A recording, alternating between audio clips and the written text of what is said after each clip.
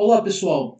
Antes de continuarmos com o texto de hoje da entrevista ao ufólogo, gostaria de comentar a respeito do professor Rubens Junqueira Vilela, que foi usado como fonte na parte anterior pelo Gevaerd.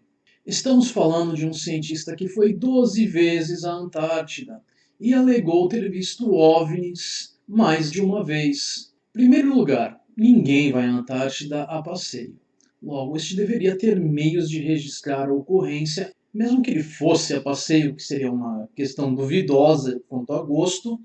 Ainda assim, imagina-se que para ir a um lugar tão exótico ele levaria pelo menos uma câmera. De qualquer forma, seja lazer ou não, este deveria ter meios de registrar a ocorrência nessas viagens. Isso é, se as declarações fossem reais. Mas temos alguma evidência dessas aparições? Não. Se tivéssemos algo devidamente registrado, este professor teria publicado um artigo científico a respeito.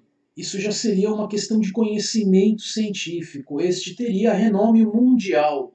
Não haveria mais discussão sobre a existência ou não de OVNIs. Se imaginarmos que isso tivesse acontecido durante a primeira visita dele, na década de 60, então teríamos há décadas essa conversa encerrada. Mas, pelo visto, nada, né? Mas digamos que errar é humano e nessa primeira viagem ele estivesse despreparado, afinal ele não esperava encontrar alienígenas. Certamente durante as 11 visitas seguintes ao continente gelado, este deveria estar melhor preparado, não? Mesmo assim, ainda nada. Em qualquer situação onde haja diferenças de crenças ou uma disputa entre crença e descrença sobre algo, para irmos além do debate, uma pessoa racional pediria evidências para corroborar quaisquer alegações feitas. E a alegação que tiver sido devidamente corroborada sai vitoriosa. Mas com ufólogos como este, não é surpresa a ufologia ser uma pseudociência. E é a divulgação de declarações fantásticas e sem corroboração que prejudica o trabalho de qualquer pessoa séria que tenha interesse no tema. Vamos ao trecho dessa semana. Esse que trabalha da URGS, que é muito conhecido, eles jamais mencionaram eventos desse tipo. E se e ocorresse com eles, eles não mencionariam. Conheço também cientistas argentinos que estão lá na Antártida que também nunca mencionaram. E o que nós vamos fazer? Eu tenho pessoas que falam que sim e eu tenho pessoas que não falam nada. O que nós podemos fazer? Que as civilizações, então, evitam o contato.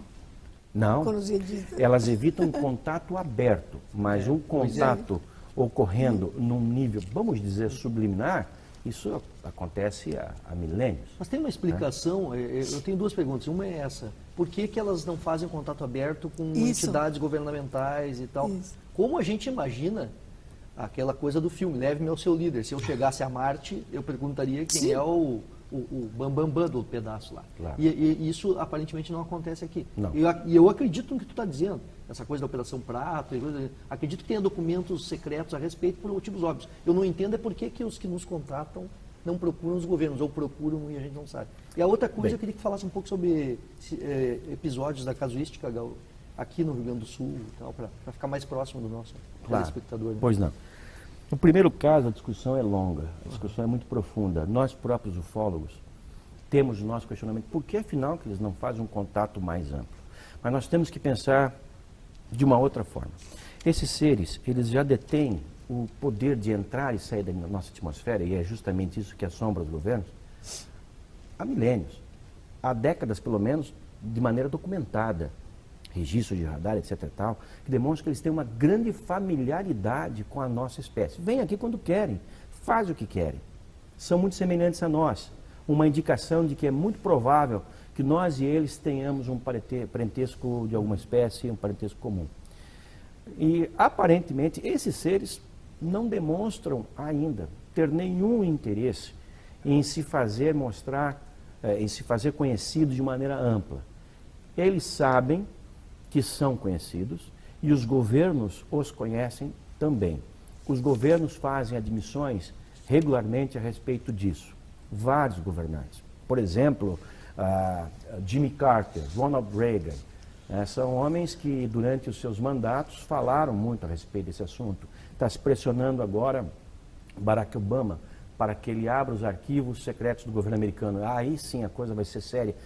São arquivos assim imensamente mais contundentes do que os arquivos dos outros governos, porque os Estados Unidos é um país extremamente militarizado. E um dos grandes problemas que os Estados Unidos enfrentaram, e ainda enfrentam, é que a partir do momento do desenvolvimento da bomba atômica, nos anos 40, depois do Projeto Manhattan, é que os UFOs começaram a aparecer de uma maneira mais intensa. E foram registrados, a partir de então, sempre em que havia, em locais em que havia algum tipo de investimento na área nuclear. Chegando ao ponto em que, em pontos de mísseis, de lançamento de mísseis balísticos, Minuteman, no norte dos Estados Unidos, que são centenas, os UFOs passaram a ser um problema sério. Hoje nós temos ex-militares, militares na reserva da Força Aérea e do Exército Americano, que eram encarregados de cuidar, de monitorar as equipes, que eram inúmeras, de manutenção desses mísseis atômicos, e que estão indo a público para dizer, como o coronel Robert Salas, que eu entrevistei recentemente nos Estados Unidos. O Robert Salas é um dos homens que vai a público, como esteve no Larry King, para dizer: o governo americano está escondendo informações seríssimas sobre a ação de UFOs sobre bases de mísseis norte-americanos, que chegaram ao ponto de invalidar as cabeças nucleares, os códigos de lançamento, enfim, inutilizar aqueles aparatos de guerra. Então, o governo sabe disso? Sabe. As autoridades sabem disso? Sabe. O Vaticano sabe disso? Sabe. Por exemplo, costumo sempre citar isso em minhas palestras.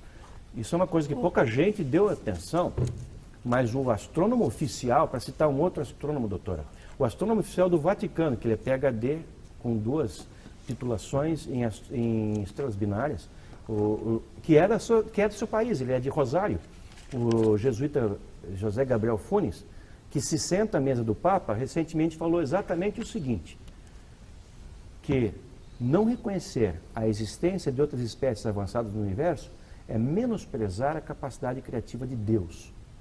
Hoje há outros teólogos, que também são cientistas, como houve no passado, falando coisas semelhantes, dando a entender que a Santa Sé se move na direção de acompanhar esse fenômeno.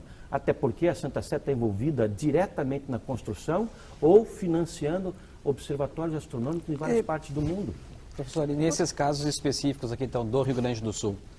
O Rio Grande do Sul... Aqui vamos nós. E eu já vou avisando que, infelizmente, a qualidade do discurso dele não está melhorando, muito pelo contrário. Por qual motivo civilizações interestelares não fazem contato conosco? Essa é uma pergunta válida, não? Vamos assumir por agora que estamos sendo visitados apenas para fim de discussão e pensar um pouco a respeito. As seguintes opções vêm à tona. Os alienígenas não desejam ser percebidos. Essa é uma das opções. Nesse caso, teríamos seres com tecnologia muito acima da nossa, tentando se manterem ocultos. E não deveria haver qualquer registro ou avistamento, independente da motivação dos alienígenas para virem até aqui. Segunda possibilidade. Os alienígenas desejam ser percebidos. Então deveríamos ter evidências melhores. Talvez até já tivessem pousado na Casa Branca, Brasília e etc. Teríamos embaixadores, toda sorte de alegações seria corroborada. Mais uma vez, a motivação dos alienígenas não seria relevante. E, portanto, eles estariam em todos os meios de comunicação, não seria necessário blogs, indivíduos e meios de comunicação de confiança duvidosa e divulgadores de pseudociência para nos informarem a respeito. Terceiro caso, os alienígenas são trolls. Este caso explicaria perfeitamente a situação que temos, se é que somos visitados. Mas, enfim, ainda preciso de evidências para aceitar que somos visitados. Fazer o quê? Sou um cético. Mas que fique bem clara a diferença entre ceticismo e cinismo. Um cético exige evidências para acreditar em alguma coisa. Um cínico simplesmente rejeita. Se alguém me mostrar evidências irrefutáveis de que existam alienígenas ou qualquer outra coisa que vá contra uma das minhas posições, eu não tenho como não aceitar mais aquela posição. Eu sou um cético. Se você me mostrar evidências, evidências que não são farsas, evidências que são legítimas, que não podem ser refutadas, não há mais discussão, o assunto se encerra. O problema é que não temos isso.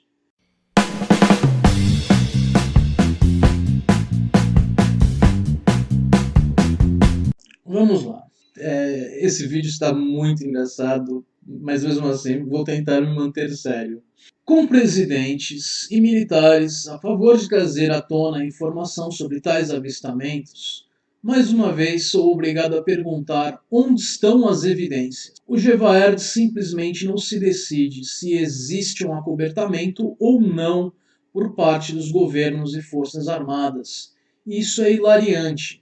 Vamos pensar um pouco mais a fundo sobre esses cenários. Primeiro, ele tem militares americanos alegando e dando entrevistas a ele sobre a existência de OVNIs. Se o fenômeno fosse real e esse militar estivesse se rebelando contra o governo americano, este seria culpado de insubordinação e traição no mínimo, pois não só estaria desafiando ordens superiores, como estaria passando informação no mínimo privilegiada a estrangeiros, e dessa forma eliminando uma vantagem que o governo americano teria.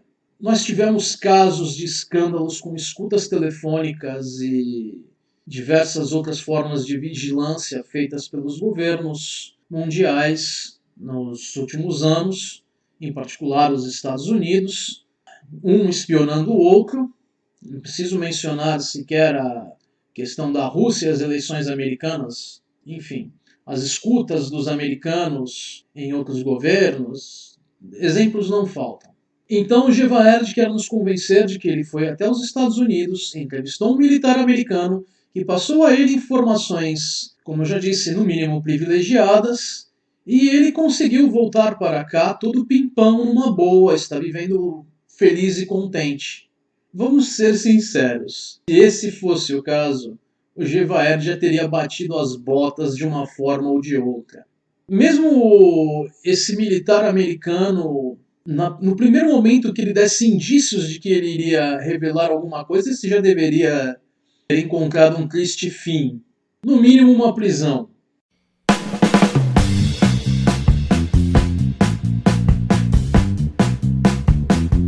Segundo cenário. O próprio comando de países como os Estados Unidos deseja trazer à tona informação que possui a respeito. Então, por qual motivo não temos evidências? Ele mencionou Reagan e outros presidentes americanos. Estamos falando do comandante supremo das forças americanas. Ele não conseguiu revelar nenhuma informação a respeito? Estranho isso, não? De um lado temos o discurso dele de que militares e governos querem revelar a verdade sobre alienígenas, seja essa qual for, e, de outro lado, o discurso dele também de que governos estão acobertando tudo. Ou seja, ele quer ter o bolo e comer o bolo ao mesmo tempo. Terceiro caso. Homens de preto são reais. Se fosse esse o caso, tudo se resumiria em uma palavra: neuralizador. Mais uma vez, ele trata cientistas como autoridades. Ninguém é uma autoridade em ciência. Em ciência, se tem especialistas que detêm conhecimento sobre o assunto que se dedicam a estudar. Mas nada e nem ninguém é inquestionável em ciência. Qualquer ideia pode e é questionada. E o que temos aqui não passa de falácia de apelo à autoridade. Agora ele insere a premissa Deus na conversa. Puxa vida, realmente estava demorando para chegarmos nisso. Mas eu não vou entrar nessa agora, pois mudaria completamente o assunto. Vocês que estão assistindo já devem ter uma ideia do que eu penso a respeito da premissa Deus, se tiverem assistido a minha playlist Ateísmo. Do contrário, estão esperando o que para assistir? Nos vemos na semana que vem, Jay. Voltando aí, pessoal. Vida longa e próspera. Até a semana que vem. Ups, eu acho que eu vou ter que editar esse final. O Psicético adverte: ceticismo faz bem à saúde. As fontes estarão na descrição do vídeo. Se você gostou do vídeo que acabou de assistir, inscreva-se no canal, deixe seu joinha no vídeo e na página de Facebook. Se desejar, sinta-se livre para compartilhar o vídeo. Caso não tenha feito ainda, clique no sininho do YouTube ao lado do nome do canal para receber as notificações do mesmo. Vídeos novos estarão disponíveis todas as segundas-feiras. Deixem suas sugestões e perguntas nos comentários ou na página de Facebook. A página de Facebook do canal é a forma mais rápida de receber uma resposta minha a qualquer pergunta ou sugestão. Vida longa e próspera!